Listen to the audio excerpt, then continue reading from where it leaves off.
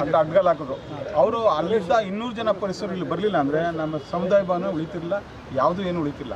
ಅವ್ರು ಬಂದು ರಕ್ಷಣೆ ಮಾಡದೇ ಇದ್ರೆ ಇಲ್ಲಿ ಎಲ್ಲ ಇನ್ನೂ ಲೂಟಿ ಆಗ್ಬಿಡುತ್ತೆ. ಎಷ್ಟು ಜನ ಬಂದಿದ್ರು? ಅವರೊಂದು 100-150 ಜನ ಒಳಗೆ ನೆಗೆದು ಓಡಿ ಬಂದರು. ಯಾರು ಬಿಜೆಪಿ ಕಾರ್ಯಕರ್ತರು? ಯಾವ ಒಟ್ಟಿನಲ್ಲಿ ಅವರೇ ಎಲ್ಲ ಕೇಸರಿ ಟವಲ್ ಹಾಕೊಂಡು ಸಿದ್ದರಾಮಯ್ಯನವ್ರಿಗೆ ಬಾಯಿ ಬಂದ ಬೈಕೊಂಡು ಫ್ಲೆಕ್ಸ್ ನೋಡಿ ಅಲ್ಲಿ ಕಲ್ಲೆಲ್ಲ ಹೊಡೆದವ್ರೆ, ಎಲ್ಲ ಹೊಡೆದು ಅವರು ಈ ಕಡೆ ಸಮುದಾಯ ಭವನ ಕಡೆ ಹೋಗ್ಕೊಟ್ರು.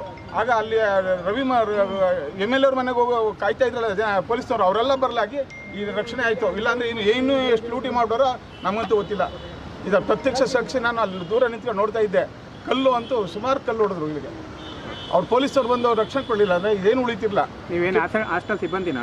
ನಾವು ಮಾಜಿ ಪ್ರಧಾನ ಕಾರ್ಯದರ್ಶಿ. Okay sir.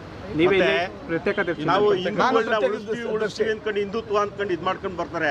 ಅದೇ ಸಮುದಾಯ ಭವನನ ಮತ್ತೆ ಹಾಸ್ಟೆಲ್ನ ಈ ರೀತಿಯಾಗಿ ಕಲ್ತೂರಾಟ ಮಾಡಿ ಹಿಂದೂಗಳಿಗೆ ಇದು ಕಗ್ಗೊಲೆ ಮಾಡ್ತಾವ್ರೆ ಅಂತಂದ್ರೆ ಇವರು ಯಾವ ರೀತಿ ಹಿಂದೂಗಳನ್ನ ರಕ್ಷಣೆ ಮಾಡ್ತಾರೆ ಅನ್ನೋದು ಇವತ್ತಿನ ಪ್ರತ್ಯಕ್ಷ ಸಾಕ್ಷಿಯಾಗಿದೆ. ಇದು ಹಿಂದೂ ದೇವಸ್ಥಾನ ಏನಂತಂದ್ರೆ ಇಮ್ಮಿಡಿಯೇಟ್ ಗೊತ್ತಾಗಲಿ, ರಾಜ್ಯಕ್ಕೆಲ್ಲ ಗೊತ್ತಾಗಲಿ.